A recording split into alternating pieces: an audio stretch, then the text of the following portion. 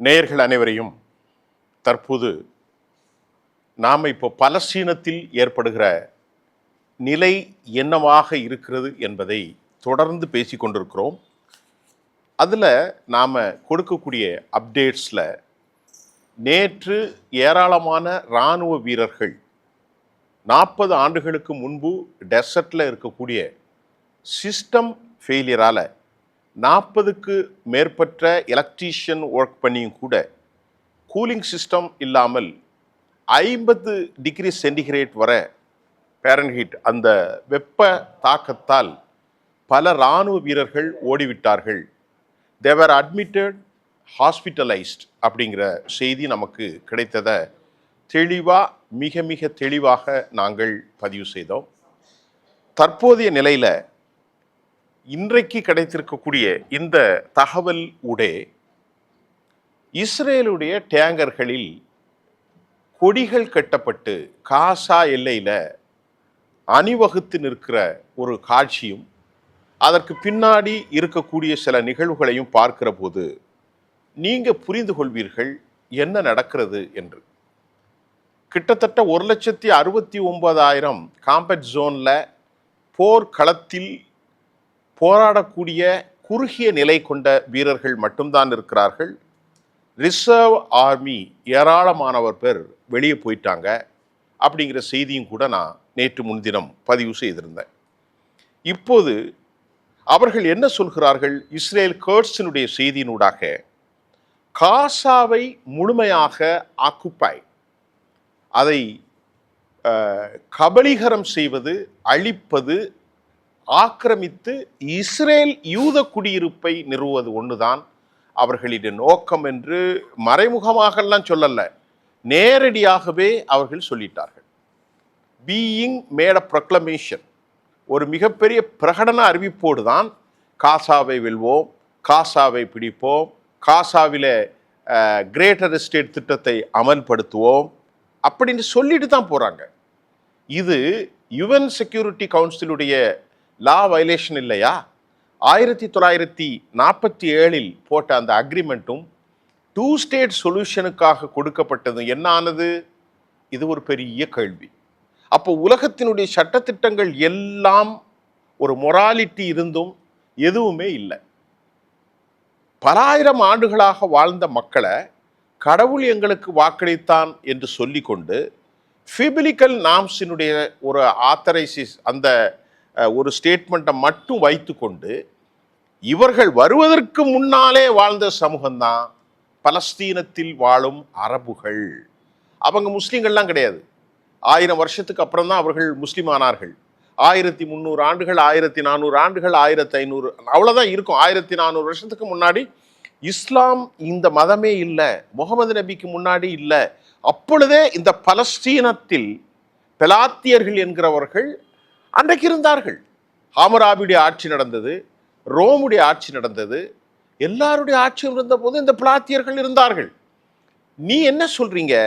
3000 வருஷத்திற்கு முன்பு 4000 ஆண்டுகளின் இடைப்பட்ட காலத்தில் மோசேயினுடைய வாக்களிக்கப்பட்ட கனான் தேசம், இட்ஸ் அ ப்ராமிஸ்டு லேண்ட், இது வாக்களிக்கப்பட்ட கடவுளின் தேசம் என்று சொல்லிக்கொண்டு ஆக்கிரமித்து அந்த மக்களை வெளியேற்றன்னு சொல்றிய, உலகத்தில் எந்த தலைவனுக்காவது எந்த மனிதனுக்காவது ஒரு ஈவு இரக்கம், உண்மை, சத்தியம், அஹிம்சை இருந்தால் இந்த போரை அவர்கள் எப்படி அனுமதிப்பார்கள்?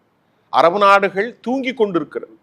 இன்னைக்கு உள்ள வந்து பலாயிரக்கணக்கான மக்களை படுகொலை செய்து 62,000த்திற்கு மேற்பட்டவர்களை படுகொலை செய்த பின்பும் 2 பார்டரை பகிர்ந்திருக்கிறார்கள்.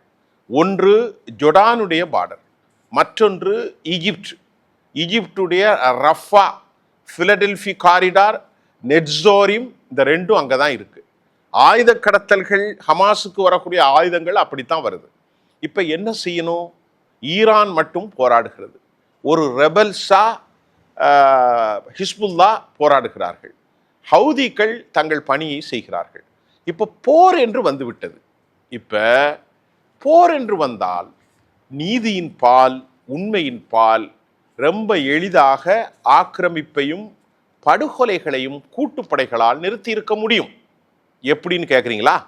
இப்ப ஒரு கோலியேஷன் ஃபோர்ஸை நிறுத்தி ஒவ்வொரு நாட்டிற்கும் சவுதி அரேபியா ஒரு 20,000 15,000 இராணுவ வீரர்கள், துருக்கி, ஜோர்டான், அது மட்டும் இல்லாமல் எகிப்து, இந்த 3 நாடுகளுமே போதும், மற்ற நாடுகள்லாம் தேவையில்லை.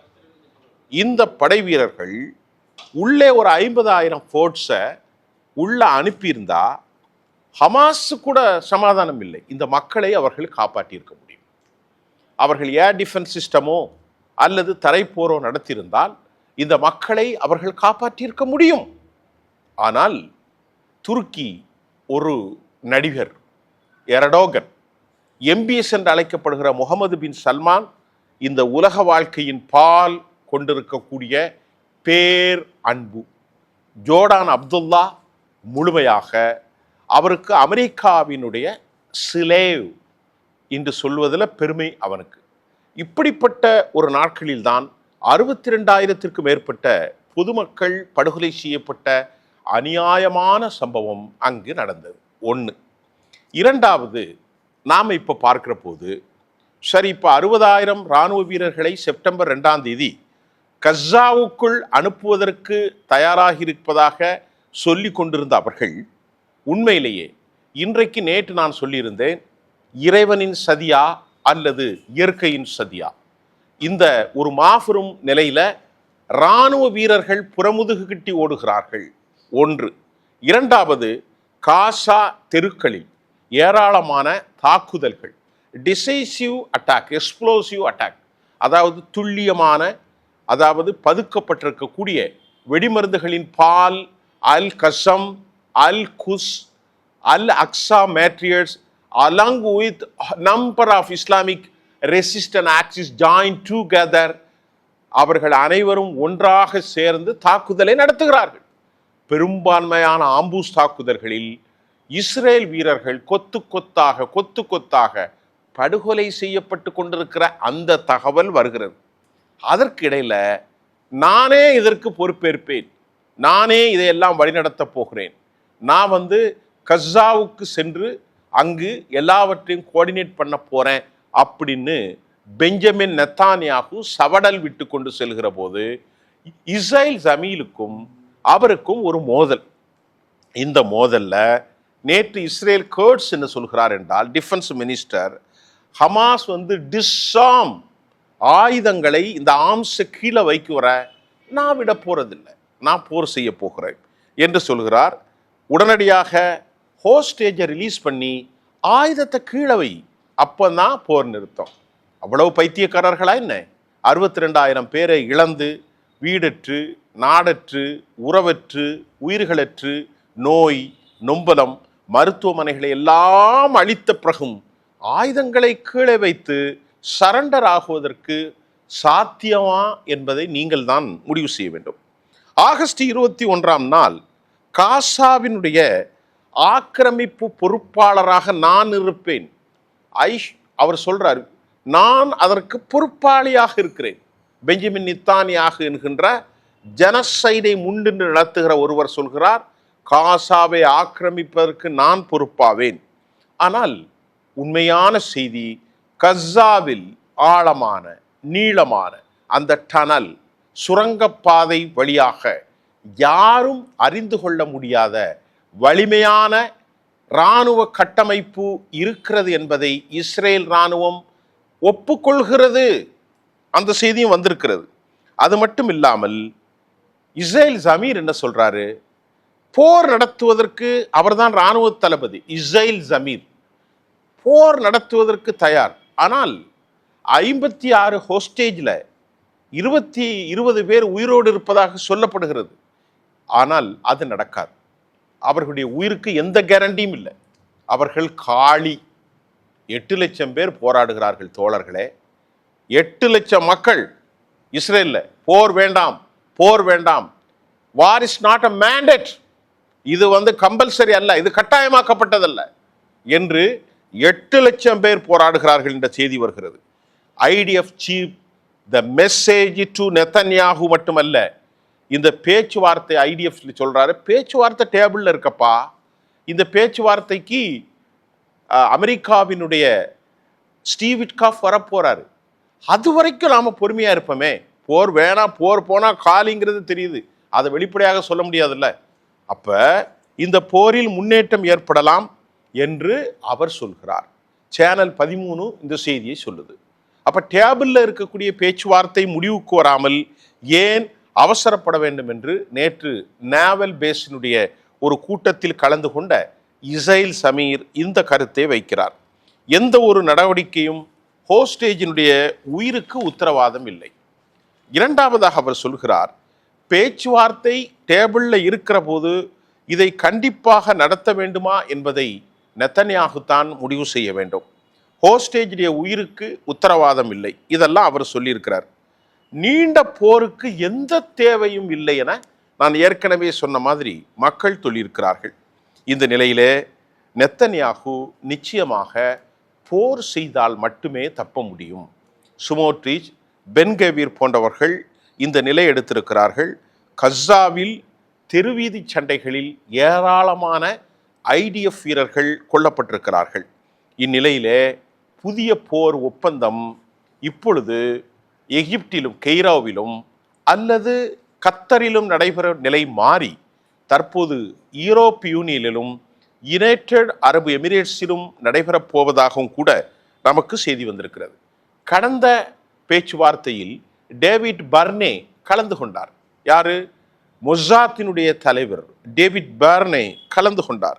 ஆனால் சமீபத்தில் நெத்தன்யாகு பாதுகாப்பு கூட்டுக்குழு நடவடிக்கை வாய்ப்புகள் இந்த மாதிரி சில விஷயங்கள் இருக்கிறதுனால இப்பொழுது யார் கலந்து கொள்ள போகிறார்கள்? அப்போ நீங்கள் கொஞ்சம் சிந்தனை செஞ்சு பாருங்க. அவ்வளவு வாய்ப்பு இருந்தவன் எதுக்கு பேச்சுவார்த்தைக்கு போகணும்? அவ்வளவு அழிக்கக்கூடிய தைரியமும் வல்லமையும் இருந்த இஸ்ரேல் ஏன் மறுபடி பேச்சுவார்த்தைக்கு செல்ல வேண்டும் என இராணுவ தளபதி இஸ்ரேல் சமீர் சொல்லி கொண்டிருக்கிறார். நல்லா கவனிங்க. அப்போ அவர்களுக்குள் இழப்பு அதிகமாக இருக்கிறது, அவர்களுக்குள் வலிமை இல்லை.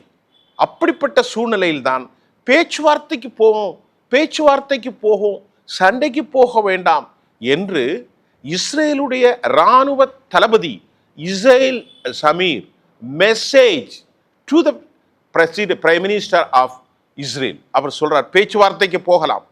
இஸ்ரேல் வெளியிட்ட இந்த ஒரு வீடியோவில் நாங்கள் கொடுக்குற நல்ல உணவுகளை கடத்துகிறார்கள் என்ற செய்தியும் அவர்கள் பரப்பி கொண்டிருக்கிறார்கள்.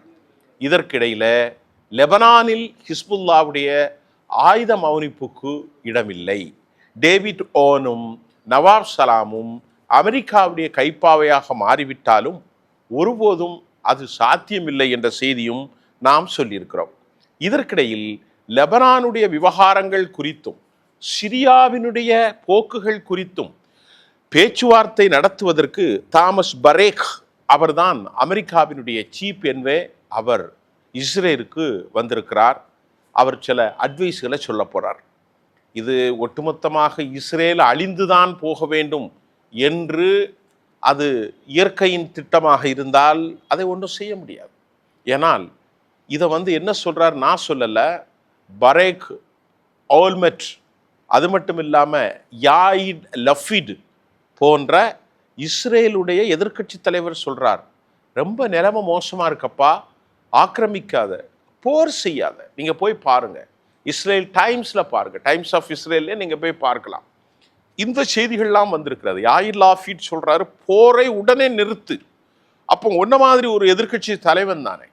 ஆனால் போரை நிறுத்தினால் பெஞ்சமின் நெதன்யாகு சிறையில் சென்று விடுவார். அதை அவர் விரும்புவாரா? வழக்குகளின் பால் அவர் தள்ளப்படுவார். இஸ்ரேல் மக்கள் இவனுக்கு வாக்களிக்க போவதில்லை. இதையெல்லாம் கணக்கில் கொண்டுதான் போர் செய்வதற்கு முயற்சி செய்கிறார் என்ற தகவலும் வந்திருக்கிறது. ஹவுதியினுடைய பலிஸ்டிக்ஸ் மிசைல் தற்போது கிளஸ்டர் குண்டுகளாக மாறி பெரும் தாக்கத்தை ஏற்படுத்தியது நேற்று சொன்னோம்.